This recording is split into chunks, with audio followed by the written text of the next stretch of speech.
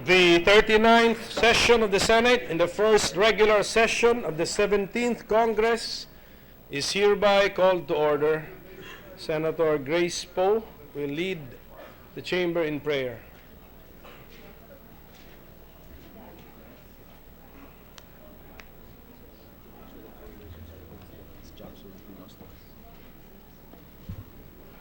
Sa ngalan ng Ama, ng Anak, ng Espiritu Santo. Amen. Panginoon, Ikaw ang pinagmulan ng lahat ng buhay. Turuan mo po kaming pagyamanin ang ipinahiram mong panahon at hininga. Mabuhay nawa kami ng kaaya-aya sa iyong mga mata. Patatagin mo ang aming paninindigan sa pagpapahalaga at pagtatanggol sa karapatan ng bawat isa. Mapabata man o matanda, inosente man o may sala. Tuwing kami nakakalimot, paalalahanan mo po kami na ang bawat buhay ay sagrado at magkasing halaga ang dugo ng sanggano at santo. Bigyan mo kami ng kababaang loob na tanggapin ang aming mga pagkakamali. Pagningasin mo sa aming dibdib ang pangunawa at malasakit. Haplusin mo ang mga pusong pinatigas ng galit. Tunawin ang pagngingit-ngit. Gawin mo kaming daan sa paglikha ng lipunang makatao, makadiyos at mapayapa. Amen. Sa ngalan ng Ama, Amen. ng Anak, ng Espiritu Santo. Amen. Thank you, Senator Poe. Secretary, please call the roll. Roll call of members. The Honorable Senators Angara, Aquino, Binay, Cayetano, De Lima, Drilon, Ejercito, Escudero, Gatchalian, Gordon, Hunasan, Hontiveros, Lacson, Digarda, Pacquiao, Pangilinan, Po, Recto, Soto, Trillanes, Villanueva, Villar, Zuberi, Senate President Pimentel. Present, Angara. With 17 senators present, the chair declares the presence of a quorum. Majority Leader.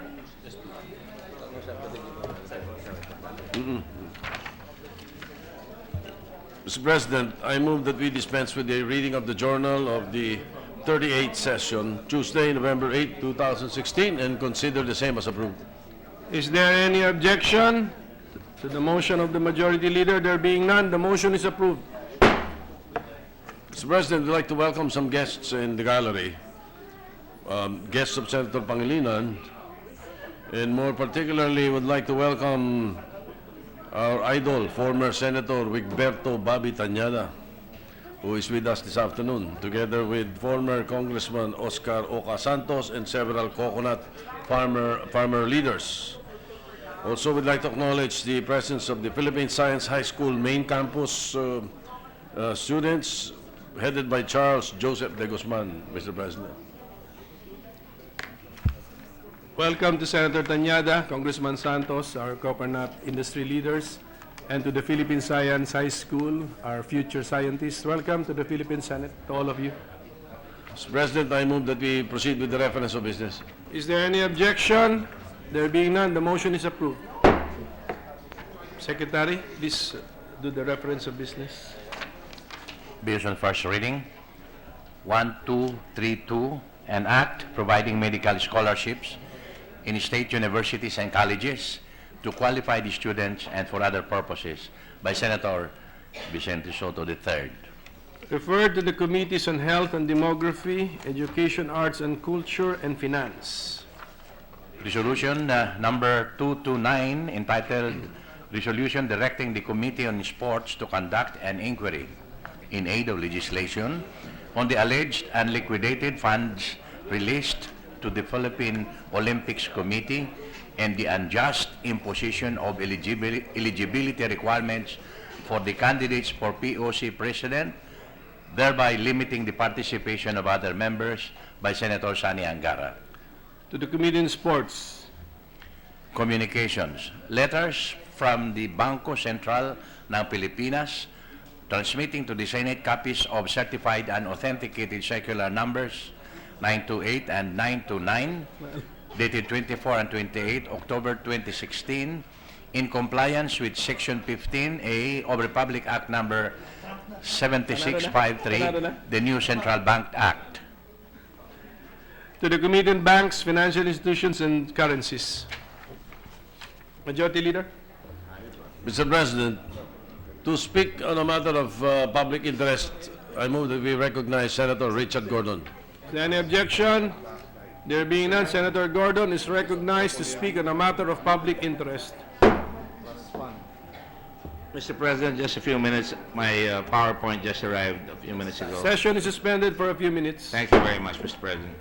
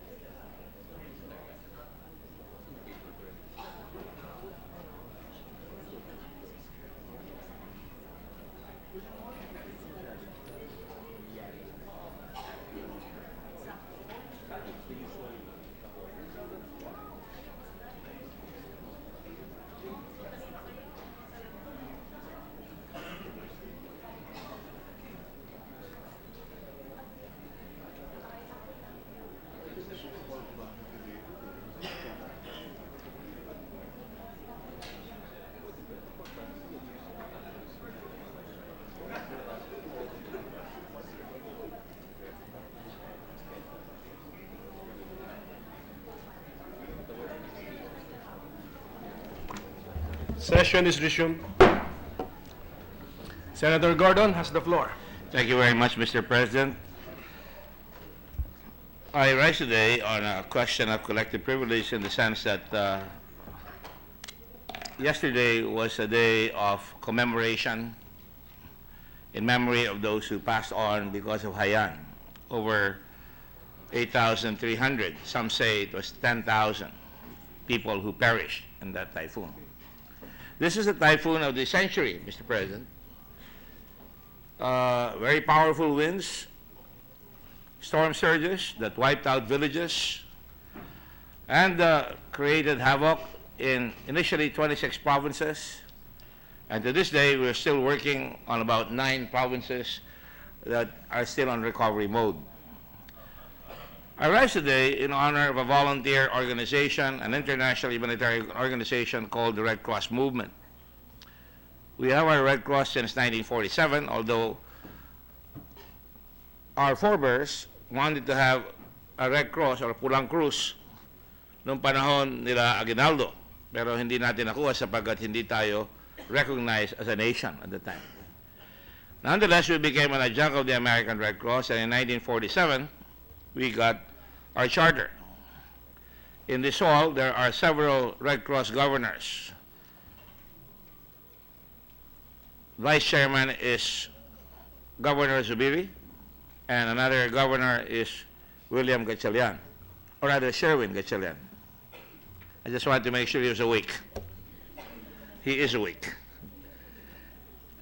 We also have a member here in the person of Senator Villar. They represent a coterie of volunteers that, where we have over almost 2 million volunteers throughout the entire country, in every barangay, in every village. Indeed, Haiyan was a disaster of tremendous proportions, but in the Red Cross, we have tried to turn it into an opportunity to expand the Red Cross, build capacity building, make sure that we learn from the lessons and have more resistant communities against disasters. Let me start on that fateful day when we found out that this typhoon was coming. And as usual, as has been my habit when I was mayor or chairman of Subic or chairman of the Red Cross, I have always given the heads up to our people in cases of severe danger. And I sent them text messages all over these provinces that were going to be affected. And some of them are there, if you can take a look at it, asking them to be ready, to make sure that we prepare our volunteers, to make sure they give the update on all the people around them, and to make sure that they conduct a community plan or a continuity plan where they would secure their families so they could concentrate on helping others. In fact, that was my last message to them, an email that asked them to, I may have to go there, excuse me.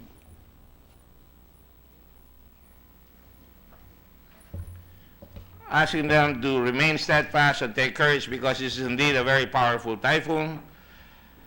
And that they take courage to lead the communities, to mobilize the volunteers to be prepared to save lives and help the most vulnerable, as this is our calling as Red Cross volunteers, to help others in times of need. I said, first, make sure you and your families are safe and have taken all necessary precautions so that you can act and move with confidence in performing your jobs once the effects of the typhoon become apparent. I said, remember to report your situation to the Operations Center and let us know where you are in the first place and follow our reporting protocols like clockwork. I pray for your safety, but we have an important job to do at this time. Being prepared before disaster strikes is our best defense. We expect the worst to happen, as we have not quite encountered any typhoon of this magnitude in recent history. Many people will need your help and assistance. The more volunteers you are able to mobilize, the more lives you will be able to save. I'm counting on you. Our people are counting on you. May our good Lord watch over you and keep you safe from all harm. Yours in the service of humanity. Mr. President, at the height of the typhoon, I would text them, and the last text I had goes like this. I texted the administrator, Jenny Chico, and I was confirming about 6:46 a.m. whether this is still her number. I said, this is my number. And then a few minutes later, she texted back and she said, "Sir, nakakatakot sitwasyon ngayon." And after that, I asked, "Tell me what you are encountering," and there was no more messages. One has to be there to realize that an experience like that, where you don't have contact with your people in the middle of a maelstrom like this, would really send the bejabbers out of anybody's spine. And Mr. President, after that, there was a total blackout for several hours, couple of days. Nobody knew, even the government had no messages from the area.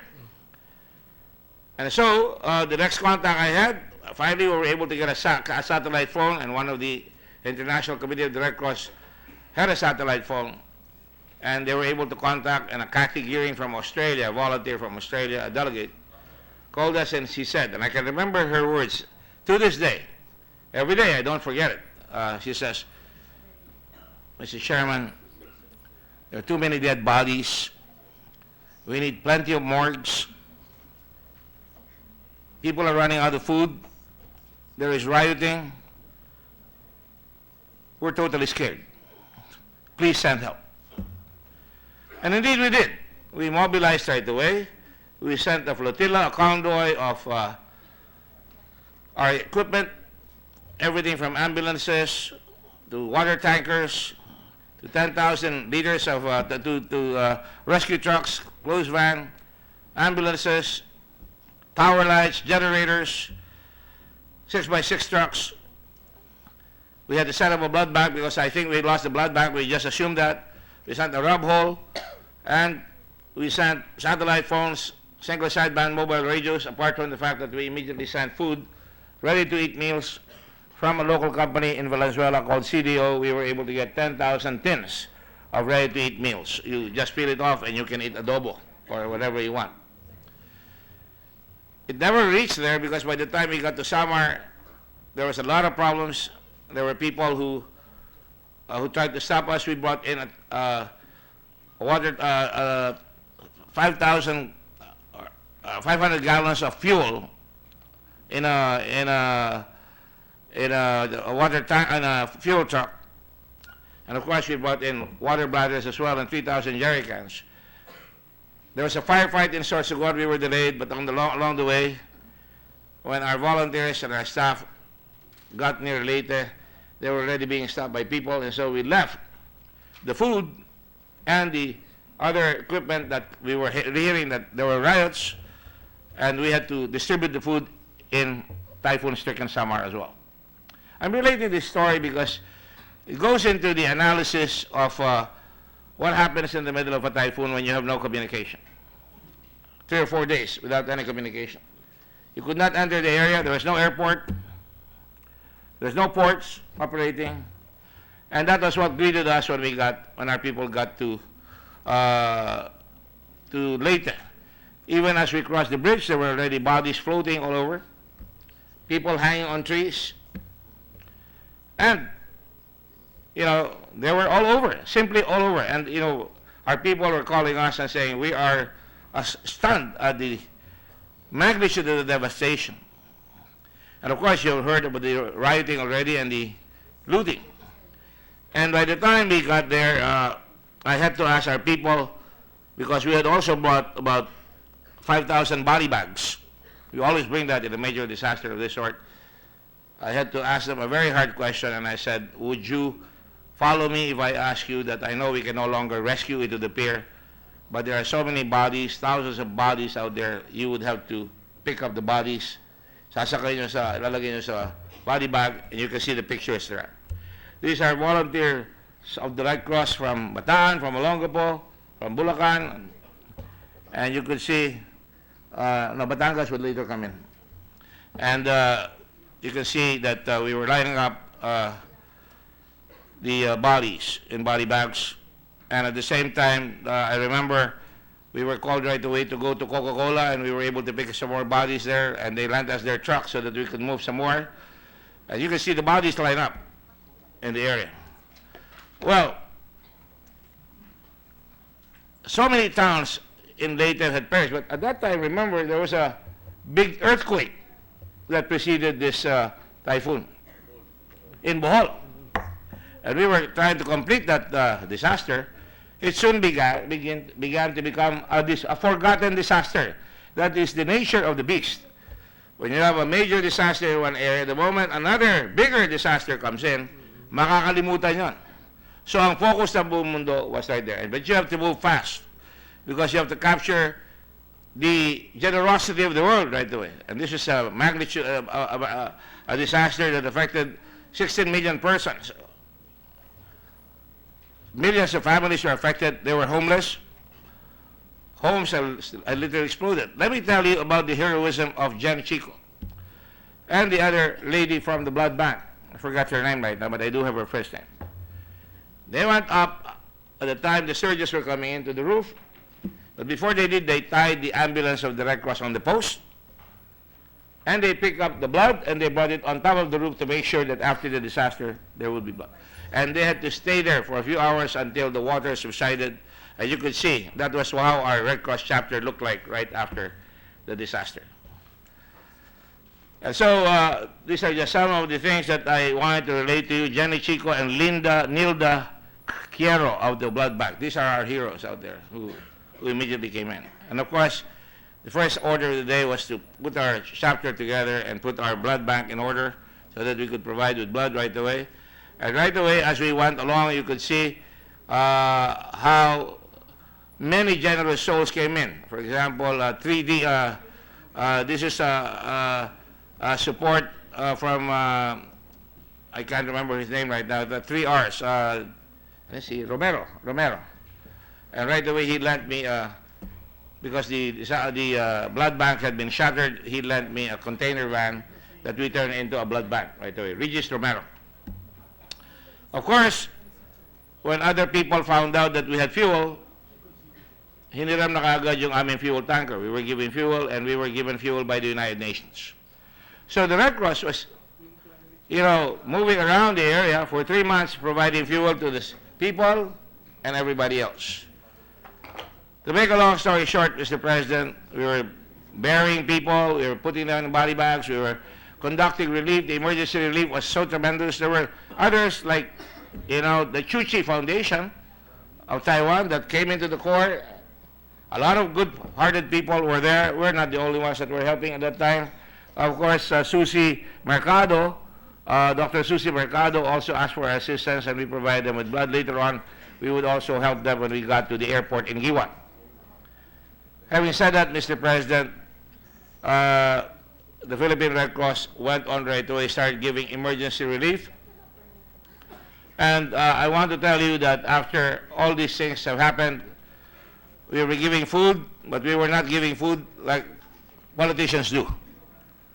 We give food to the vulnerable.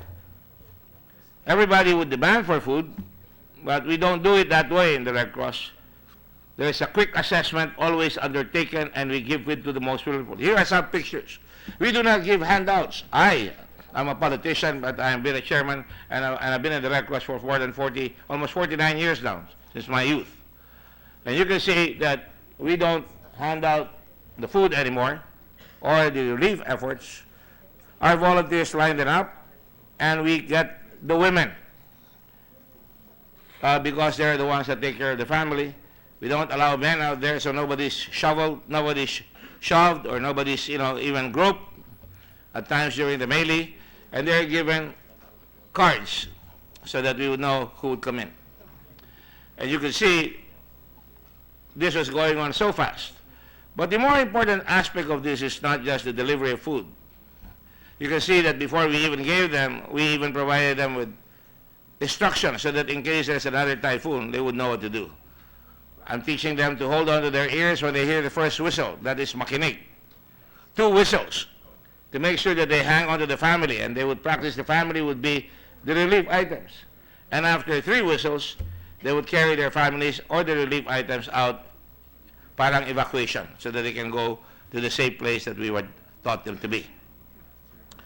But these are just some of the things that I wanted to show you that our people are on the ground. But more importantly, when we started the whole machinery of the International Federation of the Red Cross, as well as the International Committee of the Red Cross. We had to gather all the national societies from all over the world. And most of the time, this has become, and I want to tell you, and I'm very proud, that's why I had to deliver this, we are recognized as one of the best Red Cross societies in the world today, because in Haiyan we demonstrated that we could muster all the Red Cross societies and distribute them into different provinces, working in partnership with your Philippine Red Cross. So much so that nobody has to step in on another. You can see in the map here, you see the British Red Cross is in Iloilo. You could see the different Japanese Red Cross is in Cebu and Leyte. And you could see that this was all distributed. And we had one big meeting. I wrote a letter to them before they came in. And when they came in, this is the different nations that came in. And we had a little bit of a United Nations or United Red Cross movement at this particular hotel. And there we said, these are the rules. Philippine Red Cross will be at the lead. ICRC will be in Leyte and in Samar, in some parts of Leyte, and certainly in Samar, because Samar was a conflicted area with an NPA problem out there. And so we would work with them so that even the rebels, I suppose, got their relief goods as well. And the rest of the other societies work in different areas. Like I said, even the Qatar Red Crescent, UAE, and many others. American Red Cross will come later on. And what has been the result of this cooperation? It has reinforced, and the Red Cross has metamorphosed into a go-to organization, so much so that in the recent typhoon, there were 3 typhoons that hit the north recently, in Tuguegarao, in Isabela, in Kalinga, in Apayao, and even all the way to Ilocos, and all the way to, Batanes. Your Red Cross was able to do their job, bring in the same type of caravan, and we have been able to distribute their relief items.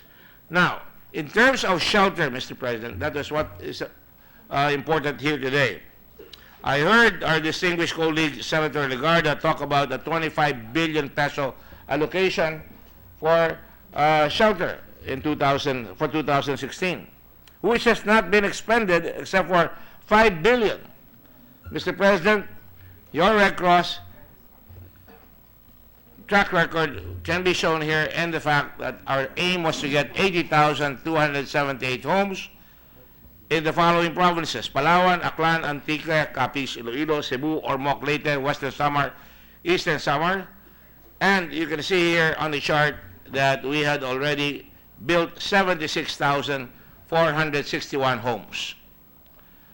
And of course, we are 95% shy, we're already 95% there.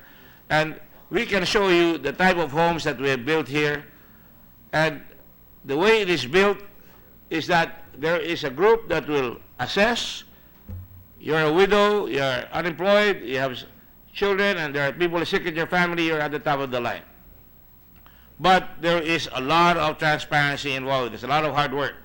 We provide the roof, we provide all the equipment, but they have to do the building themselves with guidance from one carpenter for every 10 families. And you can see the GI sheets, they're all in red. You can see the homes. This is one type of home. There are other homes, and if you look at all the towns and provinces in the area, for example, this is in Barangay Borok. Slow down, please. Barangay Cabintan, Barangay Borok.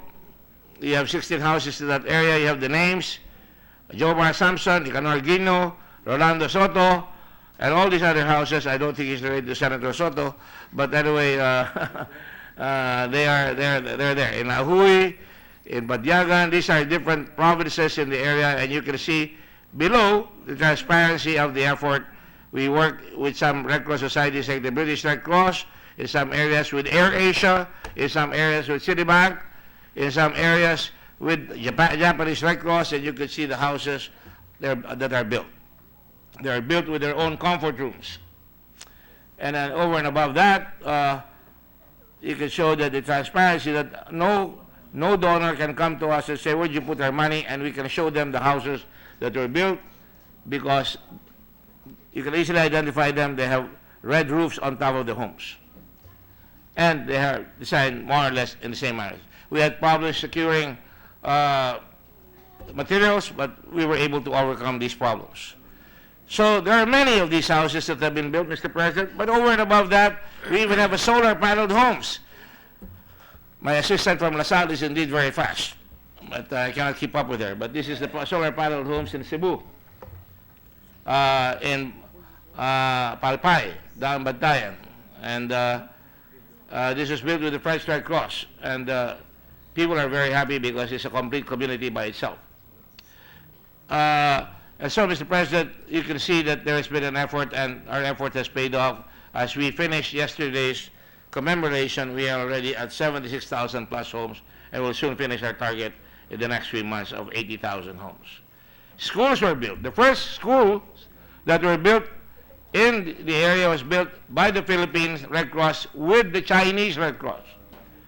Chinese came in and wanted to build 50,000 homes. I thought they were talking big. Indeed, they were talking big. But in the end, they came up with about an offer of about 300 houses. And I said, how big was that house? And they told me it was this size. And I said, it's not going to work. We're not going to accept those homes. And we did not accept those homes. And so they were in a panic. And so I said, what I can do for you is connect those homes, put them together, and build schoolrooms, because our people have lost their schoolhouses. And so there you are. They provided the building materials, at least the cover, the roof, and everything. We provided the payloader, which I had already obtained by that time, to level the area, and we provided the people who would build the homes. And you can see Chinese always try to show how big they are. When you go back to the previous slides, you can see how tall the Chinese delegation was. They would always try to intimidate us with their height. Can you move to the previous slide? There, see how tall they are. But if you look at this slide here, you can see how quick the Filipinos would move. If you look at the top of the building, we were Lilliputians compared to their height, but we were finishing the roof. I told them, you gave us a building without any cement, any floor. The Red Cross put up the floor. We were not going to be handout specialists. We're not going to be dependent on them. And so we built the cement, we provided the chairs, and a lot of other things. There were even, the kids have been even given toys coming from well-known corporations, and people became very, very happy. This is just one of the schools. This was the first schools that were built because there were no schools. And for example, later in this area, they got to San Jose, 20 units, Palo National High School, 26 units, Tacloban, etc., the Agricultural College, a school, they all got all the schools. And let me just say, to show you some of the schools that have been built in other areas, they are also built, you know, by the Philippine Red Cross in many areas, like in Iloilo, and many other places, like Balasan, Iloilo, in Leyte, in Ibisan, in Panitan, Capiz. And the nice part about it is the people are very, very happy about the new schools because they're really very strong. We built altogether about 450 classrooms already, Mr. President. And in the meantime, I'm sorry, the target is 533, the accomplished is already 510 in several provinces. We also provided, which is a must, washrooms for the kids. The Red Cross is always finicky about hygiene. So all the young people are provided with hygiene bins, and you can show the picture of the wash bins soon. And there you are, kids washing. I don't know what's wrong with my staff here. Can you move it a little faster, please? Now, this is for the old ladies, but we have the ones with the young people with the completed areas. But I can tell you, they were also provided, especially the school children, we were kind of finicky about that. All the toilets that we built had flush toilets, had a water tank, and we provided them with cleaning utensils, cleaning kits, and they had what they call bidets. People were shocked when provided them with bidets. They thought it was for the shower. In fact, one teacher said, I will never leave this classroom anymore, Mr. Chairman. He said, why? And she walked and demonstrated how she was making it appear that she was at the bidet on her behind. And that made us very, very happy indeed. And what was the reason for that? Many of our people don't even have toilets in their homes. And so we wanted the children to study hard so that one day, if they can have a toilet like this in a school, they can probably, with their industry and their hard work, they can probably end up with the same facilities in their home. These are the types of combinations that we have. You can see the bidet hanging there. By the way, and I'd like to call the attention of our Committee on Education and our Committee on the Budget and Finance, we don't even provide toilet paper for our school children. That's one of the reasons why we make sure they had bidets. And it's useless to give them, you know, a toilet bowl when they're going to use jaryo or even bamboos and then clog it up and make us look very unsanitary in the process. So these are just some of the things that have happened. We went into livelihood as well, Mr. President. And you can see the track record of the Red Cross in so far as livelihood is concerned. They had everything from vegetables that were grown, anong tawag doon, yung green. No, these are natural grown. No, organic. You know, I don't like to hear the word organic because I think of other things. But anyway, it's organic. Actually, you could see so many households that were provided with livelihood. Over 63,221 was the target, and we hit 62,670 livelihood. One lady was given 5,000 initially as emergency funding, not for livelihood, but she came out to become the buko queen of Leyte. Soon she had 4 buko stands.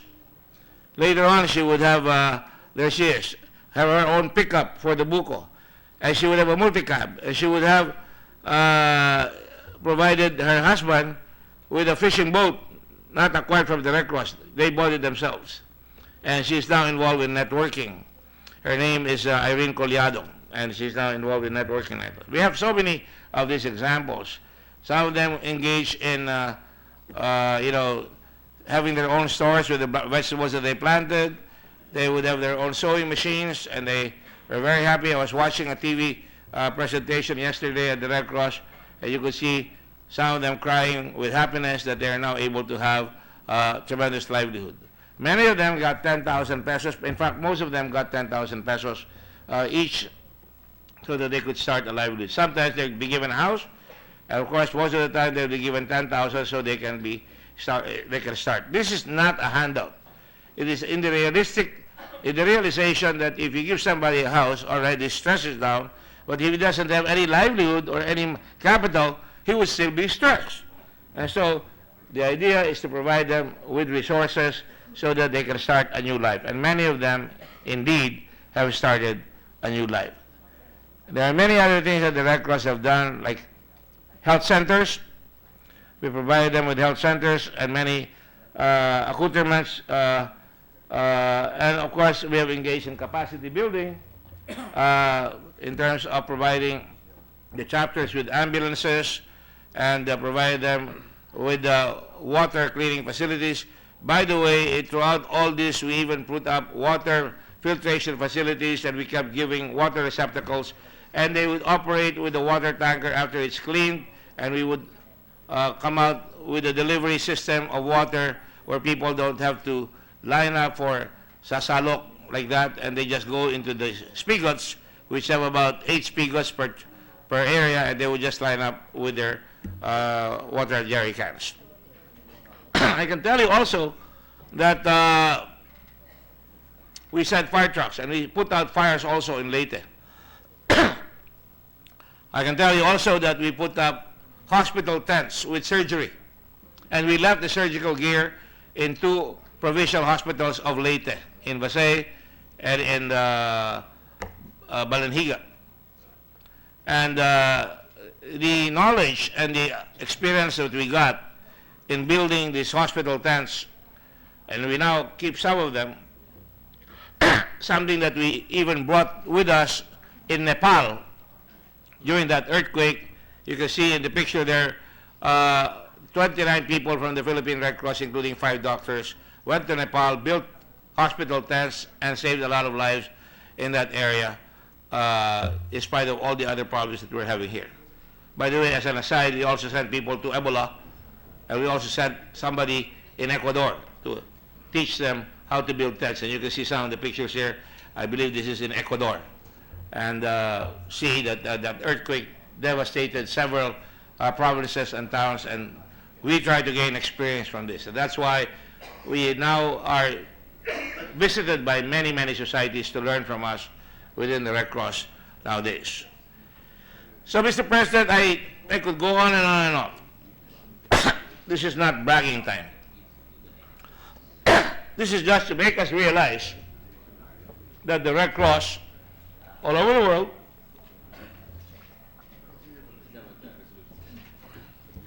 and the reason why it's called International Committee of the Red Cross, the Red Cross started out in 1863 with a committee of 5. That's why today it remains International Committee of the Red Cross. But it is now in over 190 countries. The Philippines is one of the biggest national societies. And if you look at this chart here, it's an old one, 189, we fall back on them and they rely on us. Like, for example, when the tsunami hit Japan, we provided Japan with $2.4 million that we raised here. Even I was astounded. You can take a look at the chart. This is what the Philippine Red Cross has done. We have also become a donor society because I don't want to attend a conference and feel like a beggar, and that's what I forced the society to be. We sent people over there, we sent money as well, we sent our equipment, and that is why we are well regarded in the Red Cross. Not the Philippine Red Cross, but Filipinos, in fact. A lot of our Filipino Red Cross volunteers are now working as EMTs in Qatar, in Dubai. And when you visit some of their health camps, you'll see Philippine Red Cross volunteers out there handling different kinds of people in these health centers that are providing health services to the many of the people out there. This evening, I will be meeting with an Indian group. We're trying to set up a communication center so that our OFWs can call the Philippine Red Cross, and we can contact the Indonesian Red Cross, and we can contact our counterparts in case our people are being harassed or being given a hard time in that area. And they can call, and this is a product of the Manila conference that we had, in spite of all the problems we've been having here. Mr. President, therefore, I just stood up here to commend the many thousands of volunteers and to thank the international community, particularly the International Federation and the National Red Cross. I'd like to be able to show them a copy of what we've presented here so that they realize that we are not an ungrateful people, although we are not a dependent people. I mean, in all conferences, and I sit in the International Board of Governors of the International Red Cross, and I just came back, as you know, during our vacation from that meeting, and I was very proud because in the conference, in the meeting of the board, the Secretary General had very, very good words and said that, you know, the Philippine Red Cross just had 3 typhoons, and that's why they are an example, and that's why we're going to them, and they were able to do the things that they learned from many disasters, and that's why this effort of, you know, having groups work together in cooperation and coordination during disasters, the Philippines has become a model. And so today, Mr. President, I would like later on a formal resolution will follow, if I may ask my colleagues to just thank all the other societies, our partner national societies, that have participated in this effort. From the British Red Cross, and by the way, just to tell you what kind of effort they have undertaken, I can show you pictures of no less than the chairman of the Philippine Red of the International Red Cross, Taditero Konoe, and the Secretary General of the Federation, as well as the International Committee of the Red Cross, Peter Maurer. I think it's there, and you can see that they were also carrying, I made them carry boxes. We were giving Indonesian non-food items to show that it is really an eclectic effort, a cogent effort, where you can see that is the Secretary General of the Red Cross before, and it says it's a great national society, great people working to overcome the disaster. And if you look at the Tori Konoe, there you are. We even have electronic processing of our cards so that we would know that we have the right people coming in. There would be no double takes. by the people. And there is Mr. Konoe with me, and you can see the PMI, that is the Red Cross of Indonesia. We're distributing those products, and along with the products that we come out with in the Philippines as well. I don't know if you have a copy of Mr. Mauer's picture here. You know, I wasn't going to deliver this because I thought the day had already passed, but my good friend, Majority Floor Leader Soto asked me to go on ahead because he said we don't want to miss this wonderful moment, and I thought I would just go ahead, and that's why I'm delivering this extemporaneously as well, as usual. But just to show you, I think res ipsa loquitur. And you have Peter Maurer out there, who you can see sometimes with Ban Ki-moon, or sometimes in this great movement. I can tell you, we have had people who are killed from the Philippines way back, and their names are in the Hall of Fame, in the Wall of Fame in Geneva. But I can tell you also, we have had people in Syrian Arab Red Crescent who have died recently. There are about 52 volunteers, and some of our people have been strafed in Sudan. It is not a safe place to be. Even if you wear the Red Cross and Red Crescent emblem, it is no longer as safe as it used to be. People have become, you know, insane. It's not a guarantee of safety, even if it's a war crime when you attack a member of the Red Cross and Red Crescent contingent anywhere else.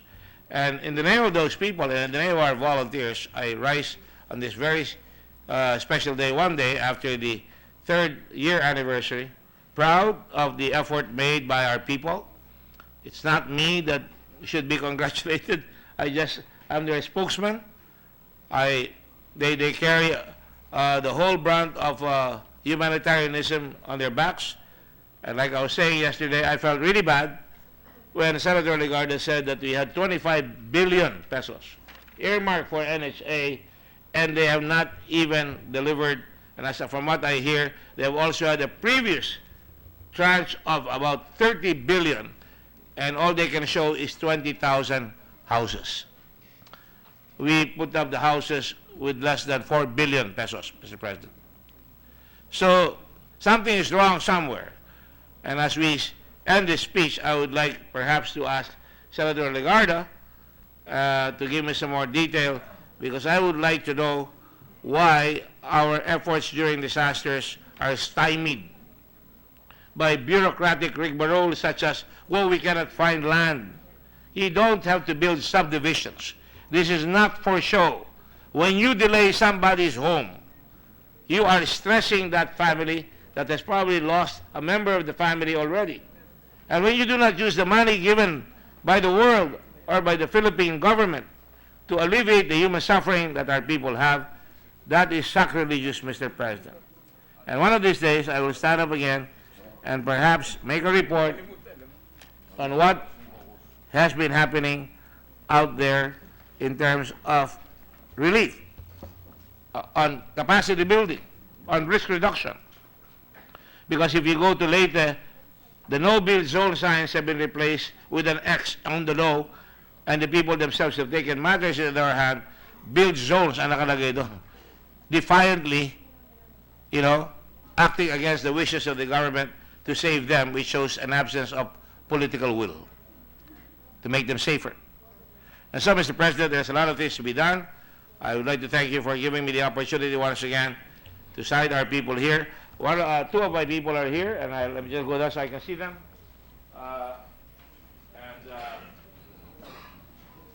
Restilu Talamayan from Davao. She's the head of disasters. There she is, in her uniform. She's been to many places in the world, acting as our representative, helping out in other disasters in the world. And you have Brian Enriquez. I always kid her because, you know, in the Red Cross we're gender free. We all respect all genders. And they do a lot of good jobs as well. So I'm proud to stand with these people here, the young people here. They're quite young. And I already, you know, I'm looking at Mick Subiri because he went to the toilet when I was speaking, and he didn't hear me say that he was the vice chairman of the Red Cross. And I already said, Again, I want to say William Gatchalian, Senator Gatchalian, who, by the way, as a young man, went to Subic long ago during the Pinatubo eruption and brought in a lot of jerry cans brought by his father, William. That's why I keep calling him William. So God bless the Philippines. God bless all of us here for helping the country. Thank you all very much. Mr. President, I move that we refer the privileged speech of Senator Gordon to the Committee on Climate Change. Is there any objection? Hearing none, the motion to refer the privileged speech of Senator Gordon to the Committee on Climate Change is approved. Mr. President, may I ask the members of the Senate to join the Senate President in the Senators Lounge for a caucus to discuss the schedule of the budget, which will most probably start on Monday. Monday. So maybe request all senators to join the Senate President. And with that, I move to suspend the session, Mr. President. No objection. Session is suspended.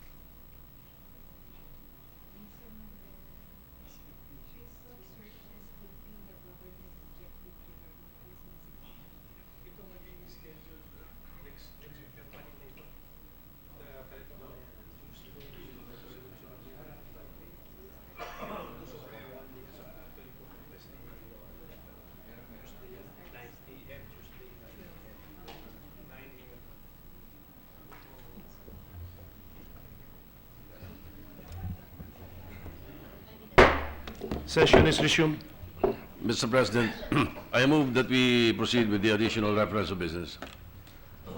Is there any objection? There being none, the motion is approved. Secretary, let's go to the additional reference of business.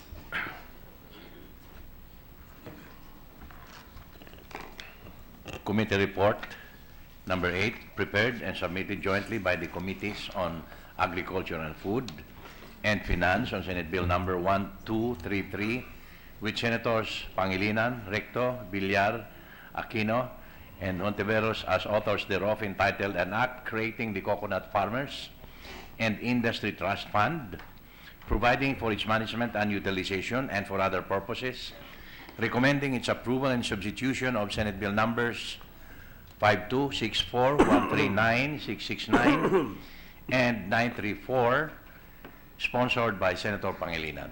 To the calendar for ordinary business. Mr. President, with the permission of the Chamber, I move to transfer from the calendar for ordinary business to the calendar for special orders, Senate Bill 1233, under Committee Report number 8. Is there any objection? Hearing none, the motion is approved. And again, with the permission of the body, I move to consider Senate Bill 1233 under Committee Report number 8. Any objection? There being none, Senate Bill number 1233 and Committee Report number 8 are in order. May we ask the Secretary to read the title of the measure, Mr. President? An act creating the Coconut Farmers and Industry Trust Fund, providing for its management and utilization and for other purposes. Mr. President, to sponsor the measure, may we ask the Chairman of the Committee on Agriculture and Food, Senator Francis Pangilinan, be recognized. Senator Pangilinan is recognized to sponsor the measure. Thank you, Mr. Senate President. Thank you, Majority Leader. With the permission of our colleagues, Mr. President, may we have just a 1-minute Session, suspension for the PowerPoint. session is suspended. Ready na? Ready to resume, Mr. President. Session is resumed. Yes, Mr. President, again, with the permission of the body, we will have a few minutes audio-visual presentation before we proceed with the privilege speech, Mr. President. I mean, the sponsorship speech. If we may proceed, Mr. President. Yes, please go ahead. Noong 1971, naisabatas ang RA 6260 o ang Coconut Investment Act na nagpataw ng buwis o coco levy sa mga magsasaka ng niyog para sa pagpapaunlad ng industriya at kung saan ang mga magsasaka. 55 sentimo ang coco levy na itinataw sa kada 100 kilo ng kopra sa unang bentahan. Ang kopra na pinatiling naman ng niyog ay pangunahing sahog sa paggawa ng coconut oil at iba pang mga produkto. Ngunit noong 1970, pinatupad ng dating Pangulong Ferdinand Marcos ng Presidential Decree 277 o ang Coconut Consumer Stabilization Fund na nagpataw ng dating buwis sa mga makinig. 15% kada 100 kilo ng kopra sa unang bentahan ang karagdagang buwis na pinunay sa mga makinig. Pagkaraan ng mga taon sa ilalim ng Marcos Management, tumaas palalo ang buwis na pinokolekta habang paghirap ng paghirap ang buhay ng mga makinig. Kaya tayo tinabot sa 9.7 billion piso ang kabuuang kukulegi na nakolekta mula 1973 hanggang 1982. Ang tanong, nakinabang nga ba ang mga magsasaka ng niyog sa buwis na kinolekta ng Pilipinas Marcos? Hindi. Ang kukulegi na para sana sa benepisyo ng mga magsasaka ng niyog at pagpapaunlad ng industriya ay ginamit sa pagpapatayo ng mga korporasyon ng mga kaalyado ng dating Pangulong Marcos. Ilan sa mga assets na binili gamit ang kukulegi ay ang United Cocoa Plantation Incorporated, United Coconut Oil Mills o Unicom, Inagro Edible Oil Mills Incorporated, United Coconut Planters Lab, Cocolite, at ang San Miguel Corporation kung saan ang 51% ng shares nito ay binili gamit ang cocoa levy funds. 20% ng shares ng San Miguel Corporation ay napunta kay Eduardo Dantin o Wangco Jr. 31% naman ng SMC shares ay napunta sa 14 na CIIM holding companies. mula sa shares ng CIIF Moving Companies na ito, nagmula ang 24% shares na ipinagtibay ng Korte Suprema at Sandigan Bayan bilang public fund o ibinigay sa pangangalaga ng gobyerno sa ngalan ng mga magniniyog at ng coconut industry. Ngayon, ito ay nagkakahalaga ng humigit kumulang na 75 bilyong piso. Kung tutusin, hindi dapat naghihirap ang mga magsasaka ng nyug dahil napakalaki ang industriya ng nyug sa Pilipinas. Ang nyug ay tinuturing na top agricultural export at top dollar earner ng bansa. Mayroon tayong mahigit 200 milyong puno ng nyug na nagbubunga ng halos 15 milyong bunga ng nyug kada taon. Mas marami pa, kabuuan dami ng tao dito sa Pilipinas.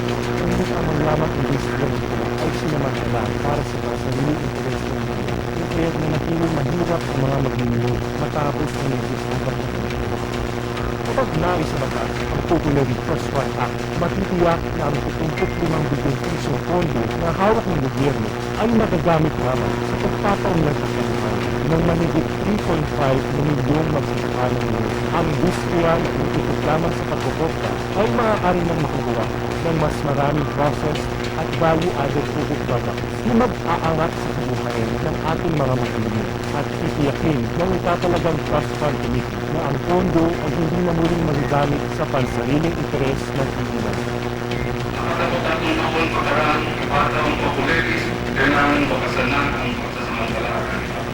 Kailangan magsama po tayo, magkatrabaho, magsasama ang mga magniniyog o mga magkakarang bukid upang tuwin ang kanilang kolektibong kapangyarihan para sa isang masaganang sinulat. Ang pagpapatupad ng batas nito ay usapin ang justisya at katarungan. Hindi lamang usapin ito ng pagkakahon sa pagkakahon. Upang mahitama ang higit na 4 na taon, hindi makatarungan pinasabitan ng ating mga mahal ng mga kababayan yung gawin magkasalan ng pabilisan ng mga panukat ng batas.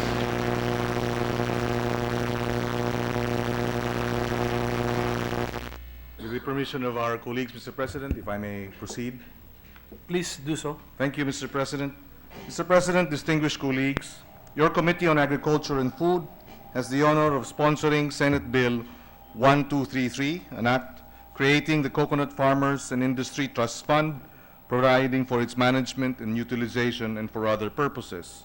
Mr. President, Senate Bill 1233, under Committee Report Number 8, takes into consideration Senate Bill numbers 52, 64, 139, 669, and 934, filed by this representation, Senators Recto, Villar, Aquino, and Ontiveros.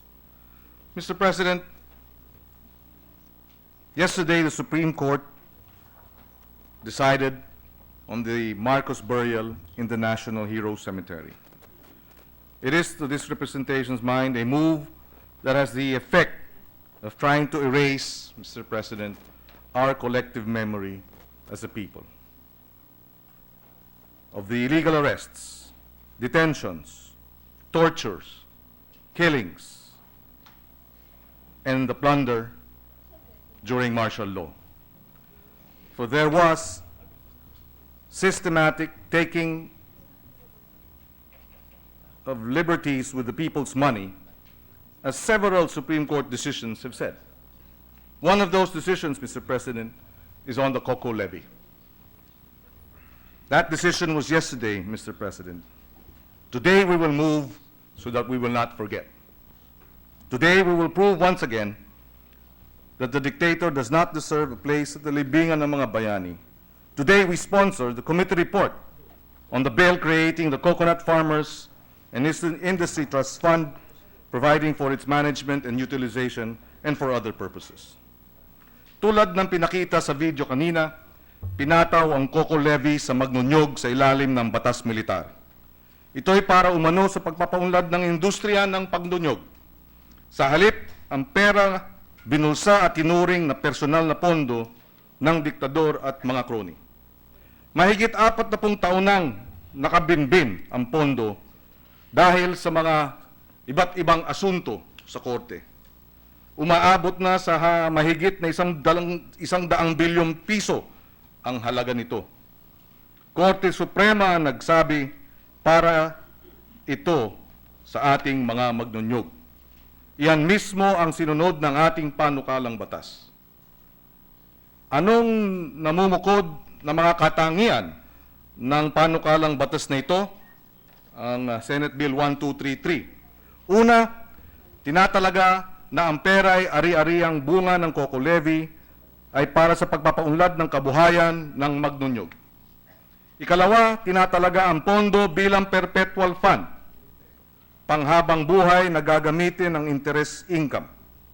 Ikatatlo at ikaapat, bubuo ito ng isang pangasiwang ng pondo, ang isang trust fund committee. 6 sa 11 membro o mayorya nito ay galing sa hanay o kinatawan ng mga magnunyog. Kasama rin po dyan bilang chairman ay ang Secretary of Finance at co-chairman ang Secretary of Agriculture. Ikalima, mayroon itong plano kung paano pauunlarin ang industriyang pagnunyog, ang Coconut Development Plan na irerekomenda ng Trust Fund Committee at aaprubahan ng ating Pangulo. At ika-6, sa lahat ng yugto ng pagpapatupad ng batas nito, kasangga ang magnunyog. Mr. President, we cannot forget. Last January, Mr. President, I lost my father. Before his death, he was already losing his memory. For us who love him dearly, his death, as well as his loss of memory, was painful. But what does it mean to lose our memory? May nabasa akong insight mula sa isang caregiver ng isang may Alzheimer's. Nawawala ang kanyang memory, ang kanyang pag-alala. Sabi niya, pag may nawawalan ng braso o binti, alam natin kung ano ang nawawala. Pero kapag nawawalan ng alaala, mas malaki ang nawawala. Hindi lang alaala. Dahil ang alaala, hindi lang tungkol sa natatandaan.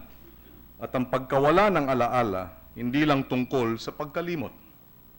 Ang alaala ay tungkol din sa continuity o pagpapatuloy at sa pagbuo ng kahulugan o meaning o saysay at ang pagkakaugnay-ugnay o relationship. Hindi lang ito tungkol sa atin, kundi pati sa mga nasa paligid natin. Kasama ito sa lahat ng bahagi ng buhay, sa pagsasalita, sa pagkatuto at pagbuo ng mga relasyon. Kaya bilang isang bansa, hindi tayo dapat makalimot. Kailangan natin makaalala. Hindi tayo pwedeng ibaon sa limot. Hindi natin maaring ibaon sa limot ang nakaraan. Bunga ng mahabang pakikibaka ang desisyon ng Korte Suprema tungkol sa Coco Levy. Kaya mayroon tayong mahigit na 75 bilyong piso ngayon. Ito'y mga pera't ari-ariang nagmula sa kinamkam ng diktador at mga crony mula sa ating mga magnunyog. Maibabalik na natin ito sa kanila. Kaya hindi dapat tayo makalimot. Itong mga ito, hindi natin kakalimutan. Narito tayo ngayon lahat dahil lumaban sa diktadura. Yan ang pagpapatuloy. Nirerespeto natin ang lahat ng nagbuwis ng kanilang dugot pawis, ng kanilang luhat buhay. Yan ho ang kahulugan. Mahirap at wala pa ring pagkapantay-pantay sa Pilipinas dahil sa kawalan pa rin ng katarungan. Yan naman po ang pagkakaugnay-ugnay. Mulit-muli sa ating tatandaan ang ating pinanggalingan para mas malinaw po ang ating patutunguhan. Ganyan din po sa panukalang batas na ito. Pagkat ang kwento ng Coco Levy ay kwento ng magnunyog at kwento rin natin ng pang-aapi at pang-aabuso sa kanila at sa atin, ng pagpapanatili sa kanilang kahirapan at sa ating bayan. Pero ito rin ay kwento ng ating pakikibaka, ng ating pagkakabuklod-buklod ng ating tagumpay. Ang pagsasabatas na ito ukol sa Coco Levy ang magpapatibay ng ating mga alaalang ito at ang ating paninindigan upang mabigyan ng wakas, sa wakas ng katarungan at hustisya at mas magandang kinabukasan ang ating mga magnunyog. Hindi ho tayo dapat makalimot. Hinihiling po natin ang suporta ng ating mga kasamahan dito po sa Senado na itulak at maipasa na itong at creating the Coconut Farmers and Industry Trust Fund, providing for its management and utilization and for other purpose. At gaya po ng nasabi po natin kanina, hindi lang po ito tungkol sa kahirapan. Hindi lang po ito tungkol sa industriya ng niyog at ng ating magnunyog. Ito'y tungkol po sa katarungan at hustisya na mahigit 40 taon na pong ipinagkakait sa kanila. The Senate must rise up and address this long-standing injustice, Mr. President, by passing this measure at the soonest possible time. May we also take this opportunity, Mr. President, to place on record the following organizations who are here this afternoon to support this measure, to support the passage of a measure, Mr. President, that will finally release these funds for the benefit of our coconut farmers. Kampil, katipunan ng mga maliliit na magnunyog sa Pilipinas. Katarungan, ama katipunan, aniban ng mga magsasaka, mangingisda at manggagawa sa agrikultura. PKMP, pambansang kaisahan ng mga magbubukid sa Pilipinas. Pambansang kilusan ng mga samahang magsasaka. Ang COIR, Coconut Industry Reform Movement. Ang KABAPA, Kalipunan ng mga makabagong Pilipina. Ang Magsaka, Kamnorte. Ang Nyugan, nagkakaisang ugnayan ng mga manggagawa at magsasaka sa Nyugan. PKSP, Pambansang Katipunan ng mga samahan sa Kanayunan. Narito rin po ang Damba, Damayan ng mga manggagawa, magsasaka at mangingisda sa bansa. Ang PKMM, Pambansang Katipunan ng makabayang magbubukid. At ang KMP, Kilusang Magbubukid ng Pilipinas. Naroon din po ang ating butihing dating senador, Bobby Tanyada, at dating Congressman K.O. Santos para po sa pagsuporta sa panukalang batas na ito. Maraming salamat po at magandang hapon sa kanilang lahat. Majority Leader.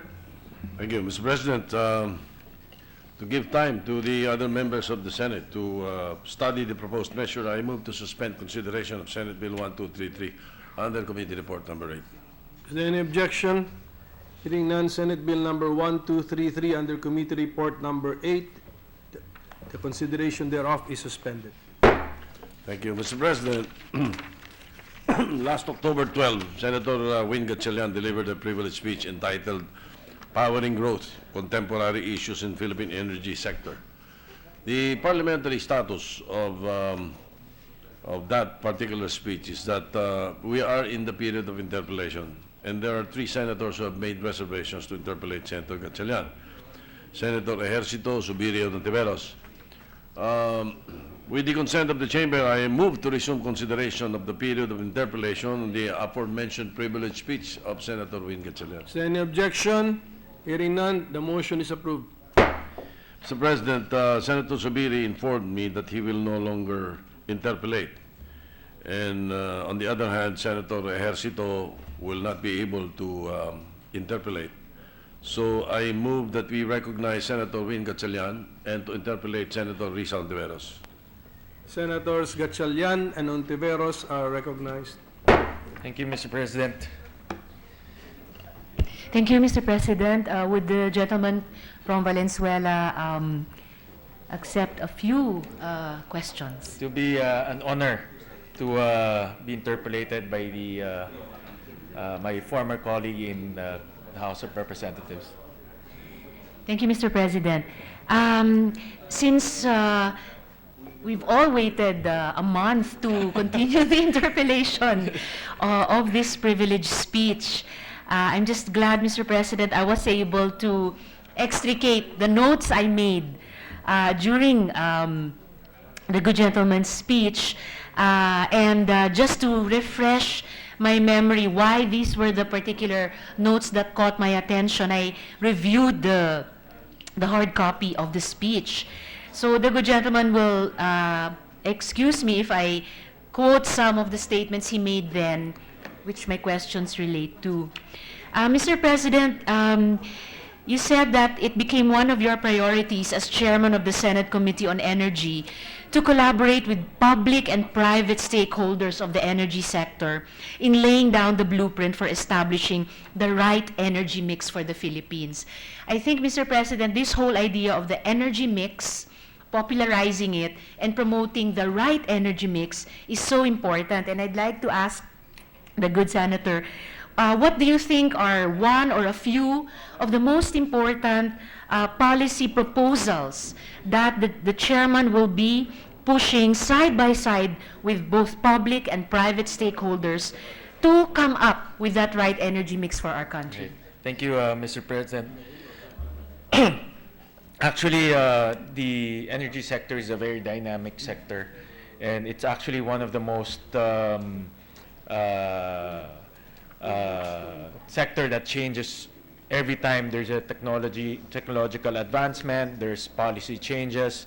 And just to be more precise in my answer, a few days ago, Senator Lauren Legarda made a privileged speech on the COP21 on the Paris Agreement, which will give a direction to reduce our carbon emissions by 70% based on our business as usual trajectory.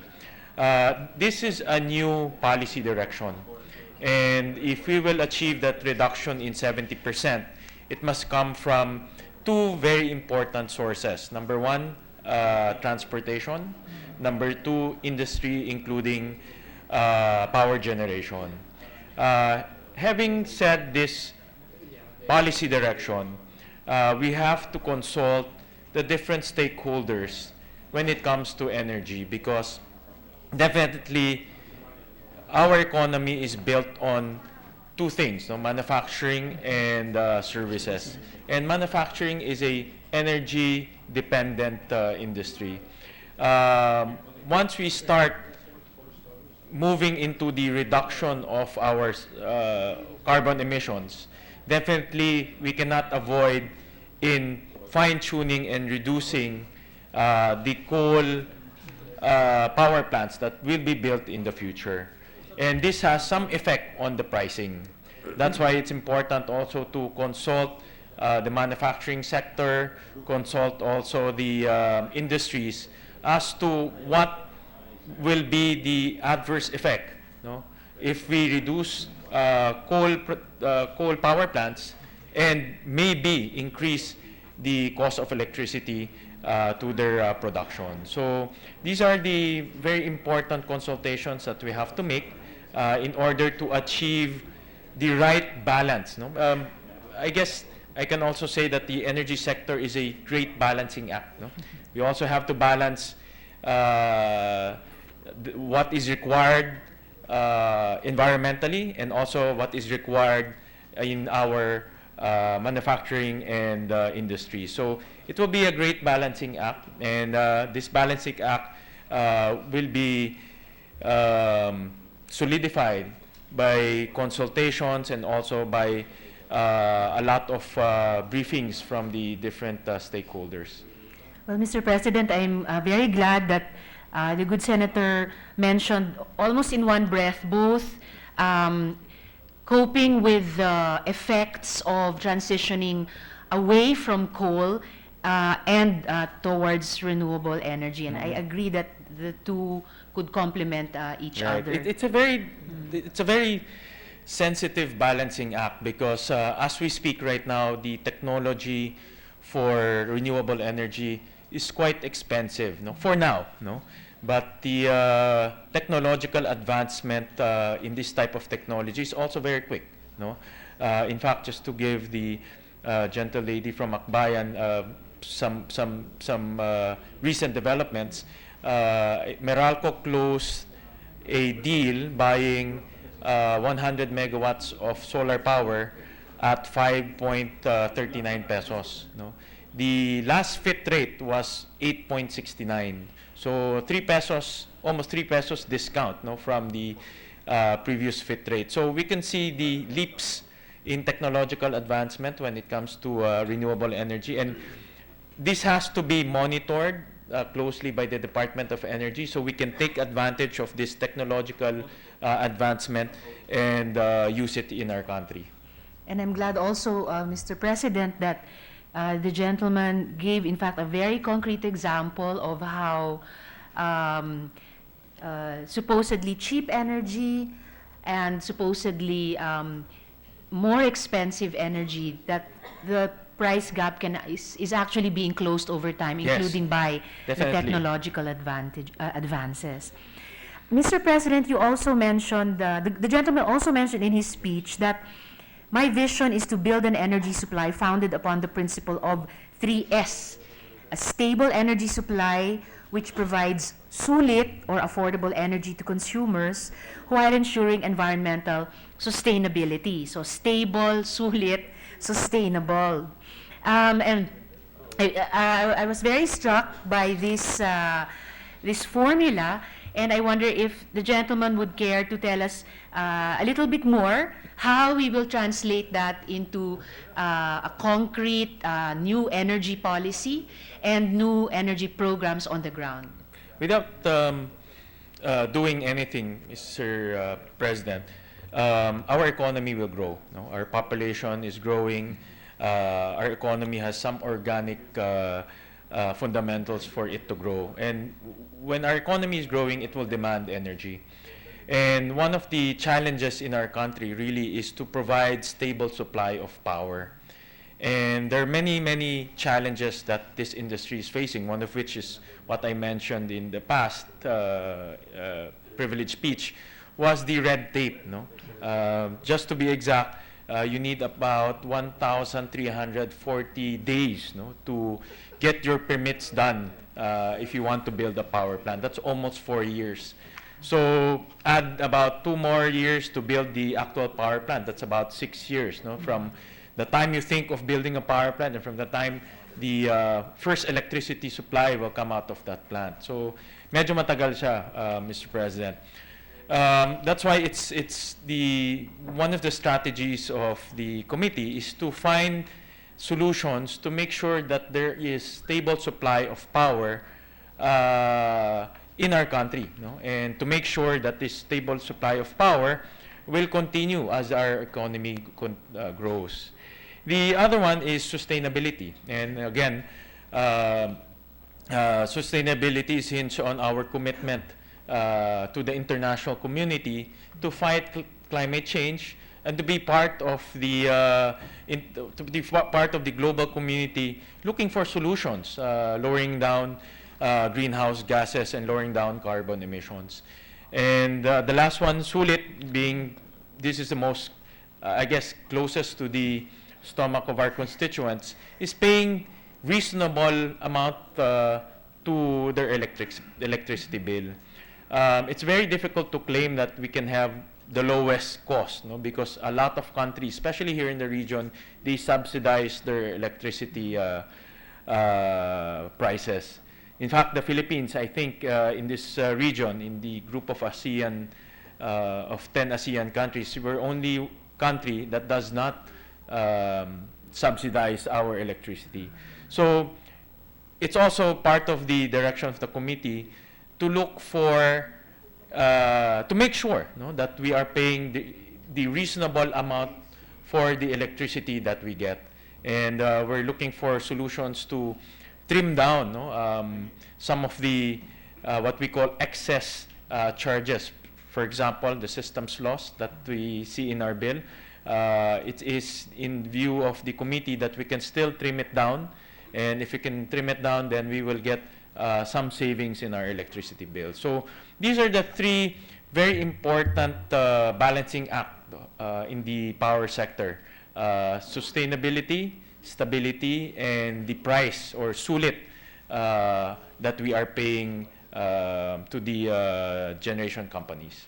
And I think, Mr. President, that this kind of messaging is also an effective way to popularize what can sound very technical, very esoteric, and to really get the opinion of the stakeholders among the public and the consumers and their buy-in into a more evolved energy policy and also energy programs. Just to just to add to that, Mr. President, when we talk about red tape, we have to pass through different departments, including LGUs, including indigenous people's community. And this is where we have to do massive consultation, so we don't displace, no? Like what the good gentle lady from Akbayan said, that dapat may buy-in, dapat may participation. And we don't intend to isolate or remove some of these stakeholders from improving the systems. In fact, we just plan to put accountability in place, and we put transparency in the applications of power plants and other stakeholders in the power industry. Thank you, Mr. President. The good gentleman said further in his speech that I hope that this administration's emerging independent foreign policy agenda will also serve as a catalyst for achieving Philippine energy independence by vigorously upholding and defending our exclusive sovereign rights to explore and develop resources in the West Philippine Sea. A month since the speech, this aspiration remains relevant. So I'd like to ask the good gentleman what thoughts he would like to share with us and with the public about how, by sustaining a correct position in the West Philippine Sea, especially after our diplomatic and political victory at The Hague, in order to achieve energy independence for our country. By looking at the statistics, Mr. President, half of our power comes from foreign sources, no? From coal as well as oil. No? We still have diesel-powered plants in some parts of the country. So 50% of our energy requirements actually come from abroad. No? And this doesn't make us secure in terms of energy and power. That's why it's important to look for indigenous sources, look for our own sources. And one of the richest areas to look for oil and gas is that West Philippine Sea area, as evidenced by the Malampayag deepwater gas field. So unfortunately, Mr. President, the West Philippine Sea area, the Reed Bank area, is part of the maritime dispute. But I think after the favorable ruling of the International Tribunal, we can now slowly talk about this and slowly maximize this area to our advantage and to our need. This will be a very tricky tightrope, no, for our Foreign Affairs Department. However, I think this should be continuously put in the agenda because it's, again, to the best interest of the Filipino people to be secured in terms of energy. It may indeed, Mr. President, be a tricky tightrope for us to walk, but we have a very strong and I think stable balancing rod, which is the diplomatic victory at The Hague. So it's important we don't let go of that, so that I do agree. for one, it can help us achieve. I was that actually independence. hoping that energy energy concerns, no, of both countries will be discussed during the trip of our president to Beijing. But I also understand that this will take time. No? We cannot just insist on something or talk about this sensitive matter in the first meeting. But I do believe that in the succeeding meetings, this will be high on the agenda. I'm sure we won't be the only ones looking forward to the second meeting. And I'm also glad, Mr. President, that the gentleman mentioned Malampaya, because after the speech, there's been even more material coming out, even in media, about possibilities for promoting this energy independence, including by seeing how our natural gas deposits in Malampaya can aid us in weaning ourselves away from traditional energy and more towards an energy mix with a greater share of renewable energy. Just to share, Mr. President, some basic information with my seatmate. Malampaya is running out soon. No? We have about until 2024 till Malampaya starts depleting. And when it starts going down, I think we're given additional 10 years before it becomes almost zero. So it's really imperative to find a replacement for our natural gas supply.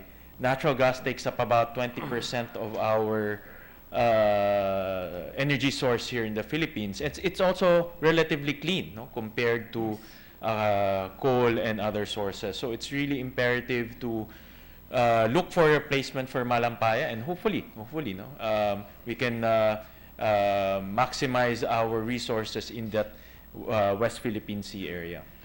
And it's good, Mr. President, that the gentleman pointed out that Malampaya will be good optimally until around 2024, then an additional 10 years after that. So that would mean we have a window of about 24 years to maximize this and use it as a way to increase renewable energy shares in our energy mix. And I think the Senate can look forward to continued leadership from our Energy Committee in exploring how we can do that in very concrete terms. Second to the last, Mr. President, the good senator mentioned in his speech that there's a great need to formulate and implement a new transmission development plan, which will close the loop once and for all through an integrated national power grid connecting Luzon, Visayas, and Mindanao. And I wonder if the good senator would like to share some more with the Senate. At what stage is the development of this new transmission development plan, and what does he think are the most important things that the public should know about this, so that they can also express to us their opinion and hopefully give their support to this? Among the three major islands, Mr. President, Luzon and Visayas are interconnected already. Unfortunately, Mindanao is not yet connected to the main grid of Luzon and Mindanao. That's why WESM, which is the wholesale electricity spot market, only operates in the two major islands of Luzon and Visayas. In Mindanao, it's not yet operating. There are many plans of interconnecting Mindanao. One is via the east, which is the Samar area, and via the west, which is around the Zamboanga area. It is important to interconnect all of the islands because we can now cross-sell our electricity from different sources. And this is also very important in terms of stability and security in our power industry. I'll give you a very concrete example. Our grid now is only traversing from Luzon, Visayas in one line. So, for example, if there's an earthquake and one of the transmission towers fall down, there is no way to transmit power from Luzon all the way down to the Visayas. In a perfect setting, it should be a loop. No? So even though one side will collapse, the other side will still transmit power. And that is an international standard of putting up transmission grids. It should be a loop. But right now, it's only in one directional line. So one of the things that we are pushing DOE is to really come up with a long-term transmission development plan. This is already delayed, Mr. President, by 4 years. And energy sector is a long-term industry, and they have to plan when can they put up this loop system, when can they interconnect Mindanao, because this will, again, help the stability and the sustainability of our power systems. Lastly, Mr. President, but also related to the, perhaps related to the prior point of the new transmission development plan, or maybe a level below it. What about, Mr. President, about ideas to give subsidies to community level power generators or power producers, for example, those producing power, whether on-grid or off, in the small islands, for example, through their rooftop solar panels. One particularly dramatic example of that has been in Germany, where through their energy transition or Energiewende, they enabled 1.2 million German families and households to effectively break up any possible monopoly forever by installing solar panels on their rooftops. What does the good senator think about ideas to give subsidies to such community-level power producers? I think the gentle lady from Akbayan hit the spot, no, right on the spot in terms of developing renewable energy on the household level.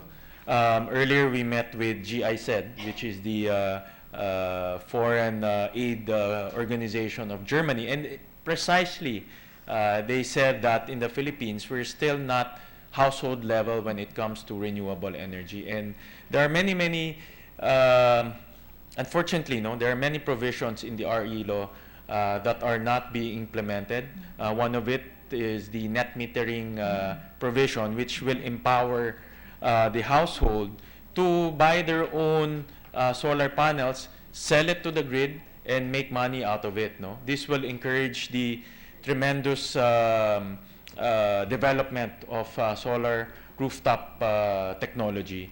And that's one thing also that we're looking. Actually, we don't need a special law for this. We just need to push it. We have to push ERC and DOE to implement this law. No? And definitely, I think in a perfect setting again, no?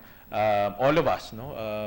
We can buy our own solar rooftop panels, sell it to the grid if we have excess, and get discounts, no? If we can produce it ourselves. So rest assured that the committee is working to make sure that the RE law is being implemented and our consumers maximize what is written in the RE law.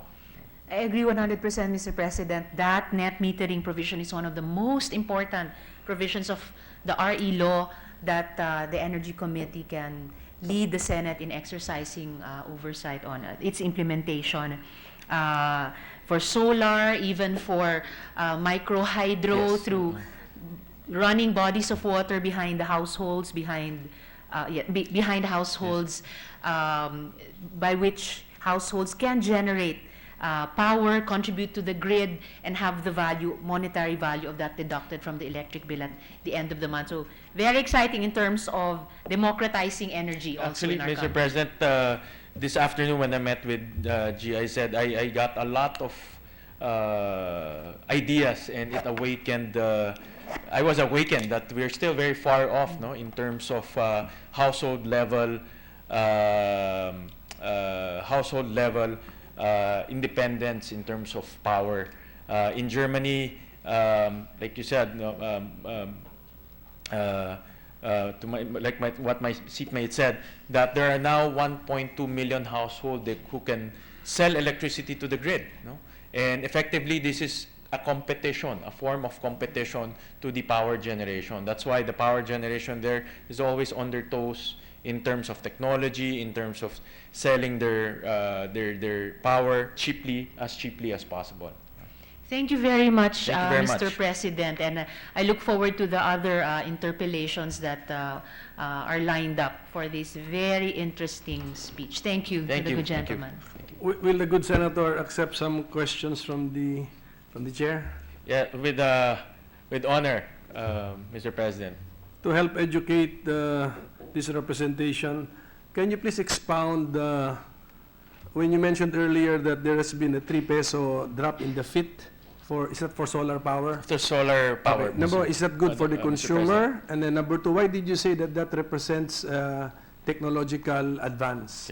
In the RE law, we are actually, all of us, no, are subsidizing the use of renewable energy, and the FIT is designed, no, to encourage renewable energy technology to come into the market. Unfortunately, as of maybe last year, solar panels are still quite expensive, so we have to subsidize it. They pegged it at 8 pesos per kilowatt hour as the subsidy being given to the renewable energy, to solar in particular. But recently, I read in the papers that Meralco closed or entered into a contract buying solar power at 5 pesos, 5.39 pesos. So last year, solar technology was priced at 8 pesos, but this year it's already priced at 3 pesos. And it's going down further, Mr. President. So we can see that solar panels are dropping. No? The cost of solar panels are dropping. And that's good for us because we don't need to subsidize the use of renewable energy anymore. hopefully the other technologies will follow, like wind, biomass, and if all of these prices will come down, then we don't have to subsidize it, the use of renewable energy, and yet it gives us clean energy here in our country. What is the FIT, Mr. Senator? That is the assured price that the generator is being paid by who? That's it. That is the price. That is the subsidy being paid, no, to So- the renewable energy companies. No. And how are we paying how are we being charged the subsidy? The difference is being charged to us. Transco is collecting it, and after collecting it from the consumers like us, they pay the installers of the renewable energy. That can be seen in the bill? That can be seen in the bill, Mr. President. That can be seen in the bill. I see Senator Angara here, so I'm reminded of the Benham rice. What is the energy potential of Benham rice in Angara country, Mr. Senator? I think the good senator has a bill in looking at Benham rice as a potential source of Because you energy. mentioned that we need to find a replacement for the malampaya. So, Actually, if I may, Mr. President, I was also wondering what the status was, if there's any exploration of the area, because I read something online that deuterium is a potential source of energy, but I know nothing about deuterium. So I think from what I read, there are initial studies on Benham rice and its potential to contribute oil and gas in our resources, but no definitive exploration yet. No, to explore is very expensive. So I think that's one area that the government can pursue. yeah, well, hopefully I support what the chairman of the Energy Committee has said, Mr. President, because as we all know, Malampay is running out and there's very few other alternative sources, Mr. President. Yeah. thank you, Senator Gatchalian, Thank you, for Mr. accommodating President. my questions. Thank you.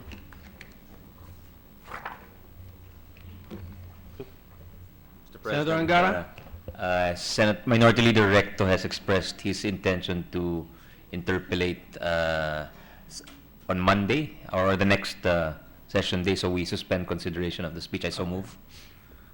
So Senator Angara is the acting majority Yes, leader? Mr. President. Okay, I was so asked by there's a the motion now Majority Leader to pinch hit. to Yeah. suspend consideration of the privileged speech of Senator Gatchalian for further interpellation some other time. Any objection? There being none, the motion is approved. Mr. President, there being no other matters to take up, I move that we adjourn till Monday, November 14 at 3 o'clock in the afternoon. Is there any objection? There being none, the session is adjourned until 3 o'clock in the afternoon of Monday, November 14, 2016.